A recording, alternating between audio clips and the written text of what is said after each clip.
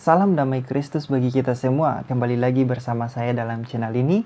Dan saya ucapkan selamat datang serta selamat bergabung bagi saudara-saudaraku yang baru bergabung dalam channel ini. Saudara-saudara tahu nggak kalau di dalam channel saya itu banyak sekali saudara-saudara kita yang muslim yang berkomentar tentang Ustadz Yahya Waloni yang katanya S3, nggak tahu S3 di mana. Yang katanya pernah memimpin UKIP Sorong, ya walaupun memang sudah terbongkar bahwa beliau itu bukan rektor UKIP Sorong ya, kalau tidak salah. Saya pernah membahasnya di dalam video ketika waktu itu kontroversialnya bersama pendeta Esra Soro. Lalu tapi anehnya lagi, saudara-saudara kita yang muslim ini masih tetap percaya kepada beliau, bahwa beliau itu adalah seorang dosen di UKIP Sorong. Mantan dosen maksudnya. Aduh. Nah, sekarang saya ingin mereaksi sebuah video dari Cokro TV, Logika Ade Armando, yang membahas tentang sesat pikir Yahya Waloni soal kekristenan, soal Kristen dan wabah. Sekarang mari kita lihat apa yang mereka bahas, Logika Ade Armando yang beliau bahas tentang sesat pikir Yahya Waloni ini. Dan ini juga semoga menjadi video bagi muslim, saudara-saudara kita yang muslim, membuka pemikiran mereka tentang siapa sih Yahya Waloni ini.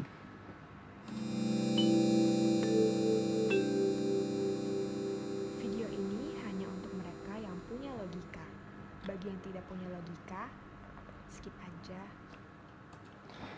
Bagi yang tidak punya logika, mending matikan video ini saja. Jangan di skip tapi matikan. Bila perlu tidak usah nonton. Lanjut. Kalau dipikir-pikir, ada banyak hal yang kita juga bisa pelajari dari wabah corona ini. Salah satunya adalah soal agama. Kita sekarang belajar bahwa beragama tanpa berakal memang bisa membahayakan. Ada banyak contohnya. Tapi saya mau mulai dari seseorang yang bernama Yahya Waloni. Dia ini terkenal karena kontroversial. Ustadz yang YouTube-nya banyak, video-video YouTube-nya banyak. Dia kontroversial karena dia ini seorang mu'alaf, artinya seorang yang pindah agama dari Kristen ke Islam. Tapi kemudian sebagai seorang ustadz, dia senang sekali menyerang Kristen, menjelek-jelekan Kristen. Dia bahkan barangkali sebenarnya memang jualan utamanya adalah fakta bahwa dia sebenarnya adalah mu'alaf. Dia dengan bangga menyebut dirinya sebagai mantan kafir. Isi YouTube-nya banyak sekali menyerang Kristen. Misalnya ada salah satu seri YouTube-nya berjudul Membongkar Kesesatan Kristen. Dia bilang ada banyak ritual dalam Kristen yang aneh dan bahkan gila. Saya kasih contoh. Dia bilang, kenapa orang Kristen kalau meninggal itu harus pakai jas dan pakai dasi kupu-kupu? Nah, dia bilang, ya karena setelah dia meninggal nanti dia akan berdansa-dansi dengan para malaikat. Dia akan umat Kristen akan berdansa-dansi dengan para malaikat, kata Ustadz Yahya Waloni. Mungkin suatu saat saya akan mengulas argumentasi Ustadz Yahya Waloni ini tentang kekristenan, supaya saudara-saudara kita yang muslim juga tahu sebenarnya yang dia berpikir tentang kekristenan itu banyak sekali kesalahan-kesalahan pemikiran atau yang disebut sebagai kesesatan berpikir. Jadi mungkin suatu saat di suatu video tersendiri yang harus mengulas tentang pemikiran-pemikiran dari Ustadz Yahya Waloni sendiri.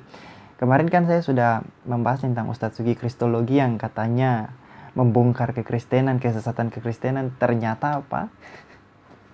Ustadz Sugi itu tidak lebih dari seorang kristologi ya, kalau yang bahasa YouTube, bahasa para YouTuber Kristen yang sekarang, kristologi. Jadi mungkin suatu saat nanti saya akan membahas lagi tentang Ustadz Yahya Waloni. Lanjut. Ngarang memang. Tapi itulah yang membuat dia populer. Dia juga sering menyebar atau menggunakan hoax sebagai bahan ceramahnya. Dia misalnya bilang bahwa ada seorang ilmuwan di Amerika Serikat bernama Lawrence Johnson yang bikin penelitian dan menemukan bahwa kalau saja umat Islam itu berhenti bertawaf di depan Ka'bah dan berhenti sholat, maka dunia akan berhenti bergerak, tidak akan lagi berputar.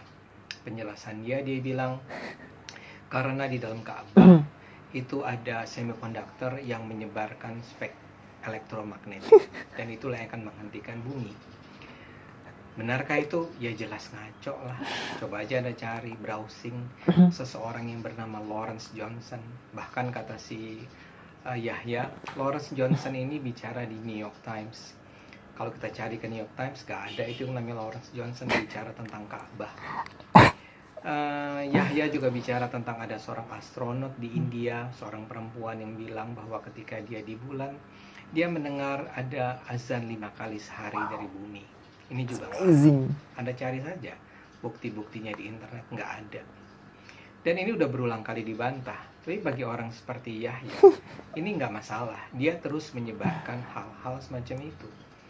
Oh ya, untuk informasi saja, dia adalah seorang pencinta Anies Baswedan, pecinta Prabowo, pecinta Presiden Soeharto, dan pembenci Jokowi, pembenci Ahok, pembenci Quraisy Shihab. Nah, orang semacam ini terus menyebarkan kebohongan. Dan yang terbaru adalah soal corona. Dia bilang corona itu hanya akan mampir ke orang-orang munafik. Jadi jangan takut, dia bilang kepada orang Islam, selama Anda beragama Islam dan soleh, corona tidak akan menyerang Anda. Karena itulah kemudian dia menghina Saudi. Dia bilang Raja Salman itu sekarang itu kehilangan keberanian, pemerintah Saudi itu kehilangan keberanian, kehilangan keimanan, karena melarang yang namanya naik haji, melarang yang namanya umroh.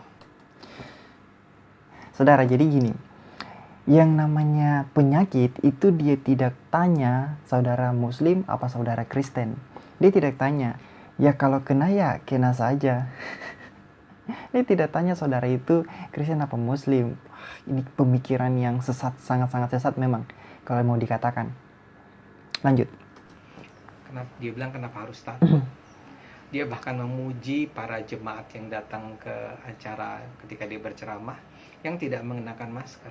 Karena menurut dia tidak mengenakan masker itu adalah bukti bahwa seseorang itu tidak munafik. Hanya orang munafik yang akan kena corona. Nah, orang-orang semacam ini banyak. Tapi ada bagusnya juga, karena dengan demikian kita semakin melihat betapa ada banyak orang-orang yang beragama tanpa berakal, dan itu tidak perlu kita dengarkan. Tapi masalahnya memang lagi-lagi ini banyak. Kita juga dengar cerita-cerita atau bahkan video-video yang menampilkan gimana di berbagai tempat ada jemaat yang marah kepada pemerintah karena pemerintah itu melarang orang untuk sholat Jumat di saat wabah ini. Misalnya ada video yang menggambarkan ada seorang jamaat, ada sejumlah jamaat yang marah kepada petugas yang menghentikan sholat Jumat dan mengatakan, apakah kalian takut pada pemerintah atau kalian takut kepada Allah? Ada juga seorang ustadz yang dengan gegap gempita mengatakan ini, wahai corona, kami tidak takut dengan kalian, kami hanya takut pada Allah. Ya, jadi seperti itu untuk saudara-saudaraku, bahwa kita beragama itu memang harus menggunakan akal sehat. Seperti itu kata Cokro TV. Saya pikir ya Waloni, ustadz-ustadz seperti ya Waloni, Yayah Waloni, terus Bangun Samudra, saya pikir mereka itu yang tidak pernah menggunakan akal sehat. Karena menurut saya jika orang seperti Yayah Waloni itu populer, maka dia akan semakin angkuh, semakin menyombongkan diri mereka. Dan itu sudah terbukti kan? Bagaimana kita lihat ketika dia menjual kebohongannya di depan publik, dan itu dikonsumsi oleh orang-orang, oleh para pengikutnya, dan diagung-agungkan, dan mereka mengagung-agungkan nama dia, maka apa yang terjadi? Dia akan terus mengulangi kebohongan yang sama yang telah dia lontarkan di awal ketika dia ingin menaiki salah satu jenjang untuk dipuji orang. Jadi untuk itu saudaraku, ketika kalian beragama, gunakanlah akal sehat. Janganlah terlalu percaya kepada ustadz-ustadz semacam Yahya Waloni, Ustadz Bangun Samudra, apalagi ustadz-ustadz yang mengatakan mereka itu dulunya Kristen. Jangan percaya kepada mereka jika kalian tidak meneliti sendiri latar belakang mereka, entah itu latar belakang mereka atau mungkin ajaran yang mereka berikan tentang ajaran sebelumnya, ajaran mereka yang sebelumnya itu Misalnya seperti Kristen, saya jujur orang yang tidak mudah percaya dengan seseorang yang namanya murtadin ketika dia mengatakan bahwa seorang pendeta yang namanya murtadin ketika dia mengatakan bahwa dia dulunya seorang Islam, lalu dia mulai menceritakan tentang Islam. Saya tidak akan percaya sebelum saya mempelajari hal itu terlebih dahulu, apakah benar dalam Islam mengajarkan seperti demikian. Makanya di dalam video-video saya, beberapa video saya itu saya selalu menyertakan sumber-sumber. Jika saya membahas tentang Islam, maka saya menyertakan sumber dari Islam itu sendiri. Misalnya seperti video tentang siapa yang menyalibkan Yesus Kristus, bukti tentang siapa yang menyalibkan, terus saya membahas tentang Al-Quran. Saya menyertakan, terlepas dari apakah penyertaan itu mau diterima oleh orang atau tidak, silakan. Tetapi paling tidak hal utama yang harus saya perhatikan adalah saya memberikan bukti. Dan memberikan bukti sesuai dengan pandangan Islam sendiri. Tidak memberikan bukti sesuai dengan pandangan kekristenan. Karena jika kita ingin membahas kekristenan, maka kita harus melihat dari sudut pandang kekristenan. Jika kita ingin membahas tentang Islam, maka kita juga harus melihat dari sudut pandang Islam itu sendiri. Dan kalian sudah lihat bagaimana saya membuktikan ustadz-ustadz mualaf seperti Ustadz Yahwaloni, Ustadz Bangun Samudra, dan yang paling sering saya komentari adalah Ustadz Sugi Kristologi. Katanya sih beliau mualaf kan. Saya bahas bagaimana kesesatan berpikirnya tentang kekristenan, dan itu banyak sekali. Dan kedepannya lagi nanti akan saya bahas lagi tentang kesesatan berpikir beliau mengenai kekristenan. Nah, jadi untuk itu dulu. Bagi saudara-saudaraku, terima kasih sudah menonton video ini, dan jangan lupa percaya seseorang itu boleh, tapi jangan percaya secara mentah-mentah atau tanpa melakukan kajian-kajian tertentu. Buktikan bahwa saudara itu bukan orang bodoh yang mudah dibodohi oleh orang lain. Oke? Untuk kalian yang suka mendengar ceramah Ustadz Yahwaloni, yang suka menelan mentah-mentah lalu menyerang kekristenan, saya harap kalian harus banyak belajar memahami salah satu ajaran, memahami ajaran dari sudut pandang ajaran itu sendiri. Jangan memahami ajaran itu dari sudut pandang yang lain, karena nanti tidak akan nyambung. Oke? Kita jumpa di video berikutnya.